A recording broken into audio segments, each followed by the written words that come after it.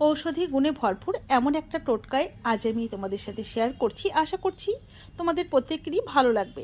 তো দেখতেই পাচ্ছ আমার হাতে কিছু পাতা। এই পাতাগুলো অনেকেই হয়তো বা চেনো, আবার অনেকে নাও চিনতে পারো। তো আমি ভালোভাবে দেখিয়ে দিচ্ছি। দেখো, এই পাতাটা তোমরা যদি নাম জেনে থাকো অবশ্যই কমেন্ট করো। তাছাড়াও আমি বলে দিচ্ছি এই পাতাটা নাম হলো আইরি পাতা বা অরহর পাতা।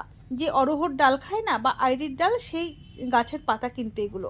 তো পাতাগুলোকে প্রথমে আমাদের বেশ ভালোভাবে বেছে নিতে হবে। বেছে ধুয়ে নিয়েছি মোটামুটি 10 থেকে 12 বার। তারপর কিন্তু এই পাতাগুলোকে আমরা 5 মিনিট জলে ভিজিয়ে রাখবো। এবারে জল নিংড়ে নেব খুব ভালোভাবে, এর মধ্যে কোনো রকম জল রাখবো না। তো ভালোভাবে নিংড়ে নিয়ে এই যে দেখো, আমি একটা হামলদিস্তা নিয়েছি, মানে ওই যে পোতাটা নিয়েছি আমি একটা ছোট গ্লাসের মধ্যে। এটাকে থেতো করে নিয়েছি। এটাকে কিন্তু পেস্ট করা চলবে না, এটাকে থেতো করে নিতে হবে। তারপর দেখো রসটাকেও বের করে নিয়েছে। আর এখানে হাফ চা চামচ আখের গুড় মিশিয়ে নিচ্ছি। এটা কিন্তু জন্ডিসের মহা ওষুধ। যাদের জন্ডিস আছে এভাবে করে বাসি পেটে কিন্তু খেতে হবে। একটানা 7 দিন খেতে হবে, তারপর বন্ধ রাখতে